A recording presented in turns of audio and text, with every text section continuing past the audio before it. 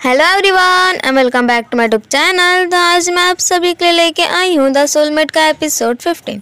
तो episode 15 start होता है और हमें सीन दिखाया जाता है जहाँ पर हम देखते हैं कि जो मैंगचू थी वो आई होती है ओल्ड मार्शल यानी कि जो ग्रैंड मार्शल थे उनके मेंशन में, और वहाँ पर आके वो उनके एंटीक वाली जो प्लेस थी जहाँ पर उन्होंने अपने एंटीक मटेरियल्स रखे थे वहाँ पर आके वो कुछ ढूंढने लगती है कि तब तक वहाँ पर जुनशेंग भी आ जाता है। वो कहता तुम यहाँ क्या कर रही हो, तो जिसे देख के मैंगचू कहती है अच्छा ठीक है, जब तुम आ ही गए हो तो मैं तुमसे कुछ छुपाऊंगी नहीं, और तो एक्चुअली मुझे यहाँ से ये रोंगचेंग छोड़ के मुझे जाना है ताकि मैं कहीं और जाकर सेटल हो जाऊँ। तो पूछता है कैसा क्यों।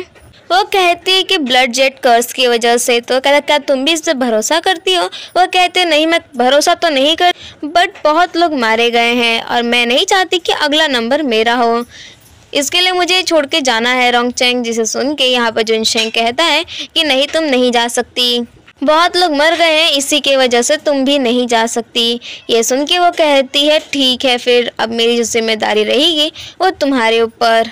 उसके बाद हम नेक्स्ट सीन में देखते हैं जहाँ पर जो मैंगचू थी वो अपने तोते के साथ बात कर रही थी कि तब तक वहाँ पर मिस्टर जांग आ जाते हैं और वो कहते हैं कि एक्चुअली मुझे लगा नहीं था कि हम लोग इतने जल्दी मिलेंगे। मैंगचू कहती है कि आप यहाँ क्यों। तो यहाँ पर जो मिस्टर जांग थे वो मैंगचू को एक ब्रॉच देते हैं पैरोट का, और जिसे देख के वो बहुत ज़्यादा खुश होती है। और यहाँ पर मिस्टर जांग कहते हैं कि एक्चुअली इससे मैंने कुछ परफ्यूम्स भी डाले हैं ताकि आपकी सेहत अच्छी रहे। तो उसके बाद यहाँ से मिस्टर जांग अपना काम करने चले जाते हैं। फिर हम नेक्स्ट सीन में देखते हैं जहाँ पर जो मैंगचू थी वो एंटिक पेपर्स को पढ़ रही थी। यहाँ पर उसकी सर्वेंट आती है और वो कहती है कि ये लीजिए चाय। एक्चुअली मिस्टर जांग ने ये वाली चाय का जो रेसिपी है हमें दिया है ताकि आप अच्छे से सो सकें। तो यहाँ पर जो सर्वेंट थी वो कहती है मैंगचू से कि आखिर वो डिटेक्टिव को कुछ मिला या नहीं।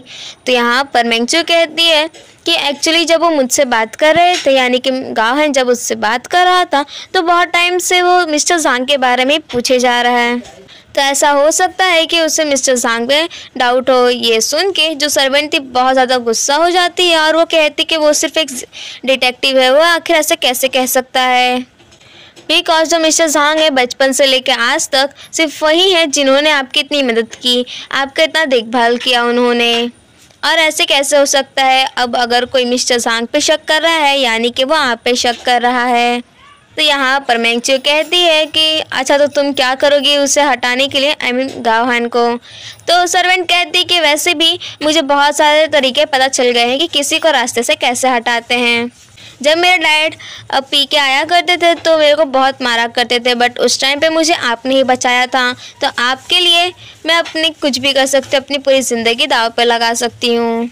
वो कहती है सिली गर्ल जाके अभी काम करो, ये सब मैटर में तुम ध्यान ना दो। फिर हम नेक्स्ट सीन में देखते हैं जहाँ पर जो गावहान था वो मिस्टर जांग के टेलर शॉप के सामने खड़ा था और वो सोच रहा था कि लगता है एक्चुअली जो मैंगचू वो ज़्यादा जो ट्रेडिशनल ड्रेस है वो पहनती भी नहीं है, बट यहाँ पे जो मिस्टर जांग है वो ज़्यादातर वही ड्रेस बनाते हैं।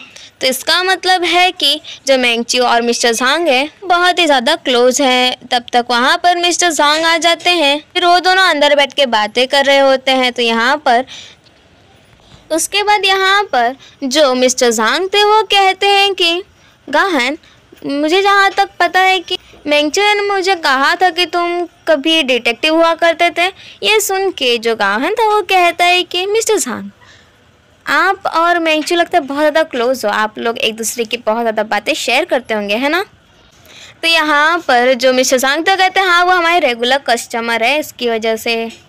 और उसके बाद वो पूछते हैं कि आखिर आज आप यहाँ क्यों आए हैं। तो यहाँ पर गावहान कहता है कि एक्चुअली मुझे ना चोंगसम सिलवाना था किसी लड़की के लिए। तो जिसे सुन के वो कहता है कि अच्छा। तो यहाँ पर गावहान कहते हैं कि एक्चुअली मैंने देखा है कि जो मैंगचू है वो आपके यहाँ के बने हुए चोंगसम पहनती हैं, तो इसकी वजह से मैं उसी का रेफरेंस लेके चाहता हूँ कि आप सिलें। तो यहाँ पर मिस्टर जांग कहते हैं कि बट हमारा तो पूरा शेड्यूल फुल है।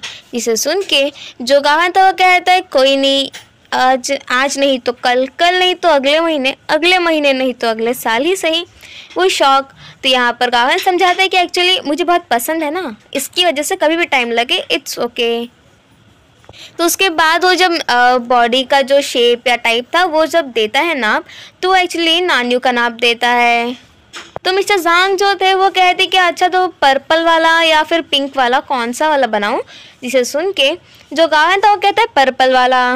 बट यहाँ पर जो मिस्टर ज़ांग थे वो कहते हैं बट जहाँ तक मुझे याद है आज तक मैंने मेंगचू के लिए कोई भी पर्पल कलर का ड्रेस बनाया ही नहीं। जिसे सुन के गाहन वॉज लाइक अच्छा तो ठीक है, शायद मैंने ही गलत याद किया होगा, पिंक वाला। तो थोड़ा हंसता है मिस्टर ज़ांग। उसके बाद कहते हैं कि अच्छा ठीक है, 6 महीने बाद आपका ये जो ड्रेस है ये बनकर तैयार हो जाएगा।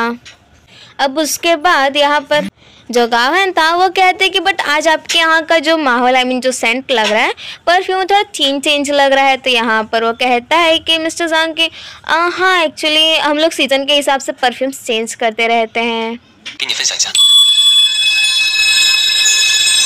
फिर हम नेक्स्ट में देखते हैं यहाँ पर जो गावन था वो आया होता है नानियों के पास और उससे कहते हैं कि मैं तुम्हें एक सेंट शेयर कर रहा हूँ, यानी कि जो स्मेल उसने लिया था मिस्टर ज़ांग के यहाँ पर वो शेयर करता है और कहता है कि ये सारे सेंट्स हैं और इनमें से बताओ कि आखिर ये वाला कौन सा है।